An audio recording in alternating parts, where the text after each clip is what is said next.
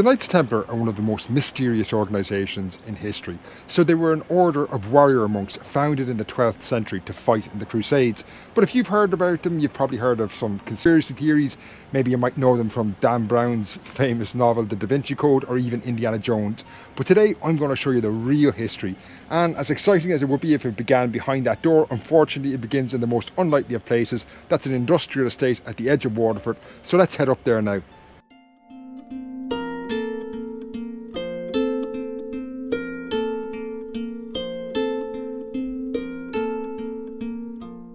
So if you're familiar with Waterford, you'll know the city has this really old history. It was founded back in the 9th century by the Vikings. So it's not that surprising that you'll find sites related to the Knights Templar here in Waterford. But to find the one I'm looking for, you have to go right to the edge of the city. I mentioned earlier that it's actually in an industrial estate. So we're nearly there. I'm going to speed it up a bit and then I'll pick up the story. Stay if you believe tomorrow, please say that you'll be there when I let go. I tell you, hope is gone if you don't. Okay, so this is not exactly where you might expect to find the history of the Knights Templar or anything associated with them. You can see it's a pretty modern industrial estate, but there is a hidden gem here. So I'm going to go and lock up my bike and start to investigate what's a really cool place associated with the Knights Templar. I don't know if you've seen, there's a placard there with a Templar on it. You can see another one ahead of me there. But look, I'm going to lock up the bike and I'll pick up the story and we'll go and investigate what's inside this. It's pretty cool though. So I'm inside what's a walled enclosure now, but it's been a while since I've been here. They've actually cut back the grass an awful lot. So I'm going to do a quick explore, find out what's the best way to explain it to you. So I'll be back in a minute and I'm going to bring you right through what is a Knights Templar Preceptory in the middle of Waterford. So I'll be back in a minute.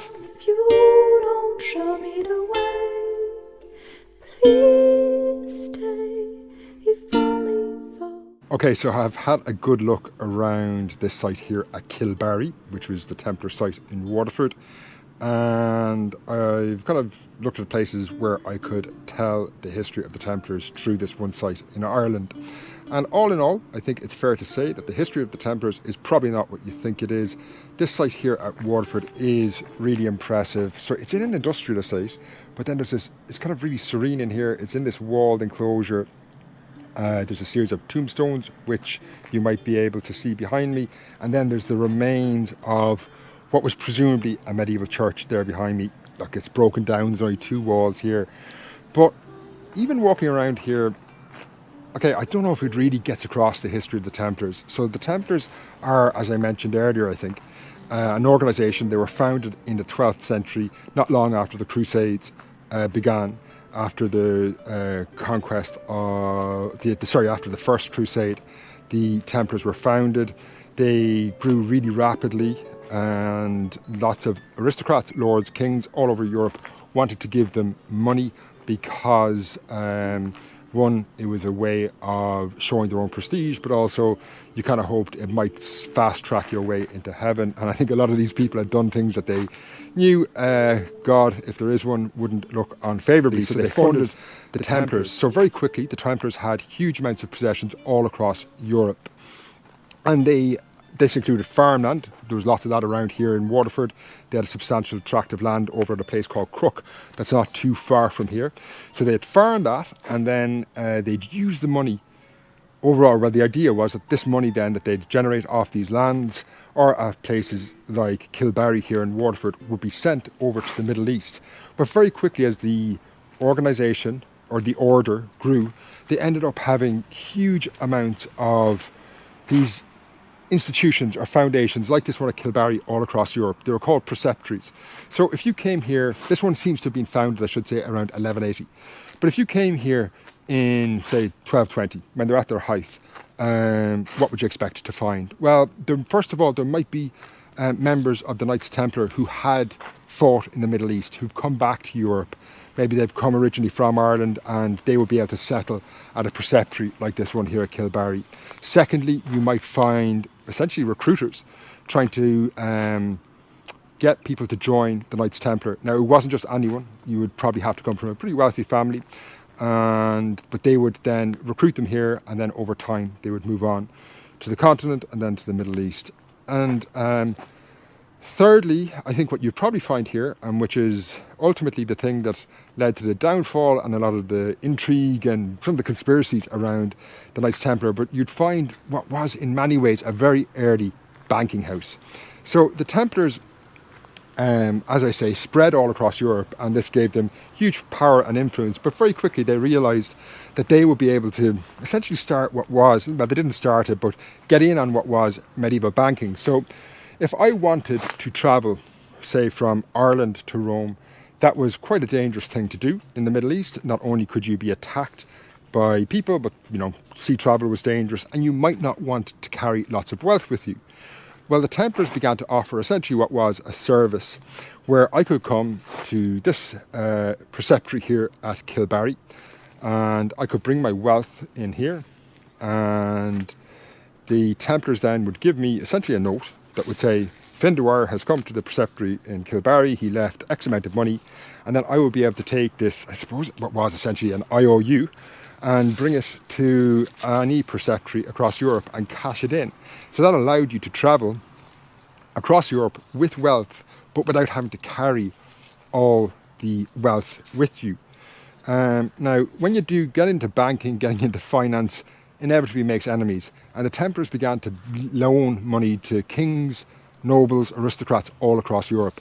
The one that they shouldn't have done it to was a man called Philip the Fair. They loaned him a huge amount of money, and in the early 14th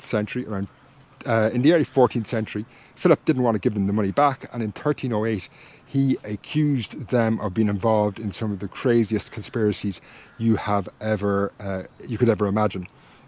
And this would see the Templars prosecuted, accused of heresy and witchcraft, and then eventually they were burned at the stake. If you see me looking away to my right, there's a dog just after coming over here, so I'm getting a bit distracted. But anyway, the Templars were prosecuted firstly in France. Numerous members of the order were burned at the stake, and then eventually this kind of prosecution or trial of the Templars spread all across Europe, which would lead to the order eventually being dissolved in the early 14th century. So it has a really short history. It's only founded in 1119, I think, and it's gone, completely gone 200 years later. So it kind of makes you wonder, why are they surrounded by such controversy, conspiracy, mystery, intrigue? Because a lot of the history that I've outlined there is dull enough. Well, look, there's, I suppose, a dramatic, exciting part to the history from the fact that they were warrior monks who fought in battles, but certainly there's no evidence to support most of the conspiracies you'd read in things like Dan Brown or whatever. But I think the fact that they were persecuted and destroyed in such dramatic terms in the early 14th century, they were burned at the stake, and essentially they ceased to exist, and then this allowed people to graft on all sorts of wild narratives onto the history of the order, and also the things that they were accused of by Philip the Fair, that's the King of France, who prosecuted the order, were pretty wild stuff. And if you wanted to believe them, then you would believe they're involved in all sorts of pretty crazy conspiracies, but that stuff is pretty solidly debunked. But I think this site here at Waterford in many ways explains the Templars. It's a lot, I don't know, is the word dull? It's certainly not as exciting as we're often led to believe. But at the same time, it's pretty remarkable that this place here at Waterford, it's a pretty small site today. I think you can probably see the entire extent of the site now. But this site was just one in a chain that spread all across the continent.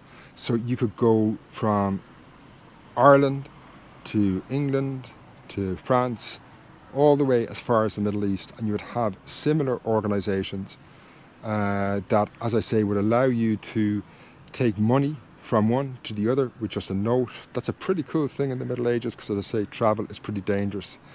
And the fact that they're linked in a time when we often think, I suppose, that people don't travel very much, it's a pretty cool part of medieval history.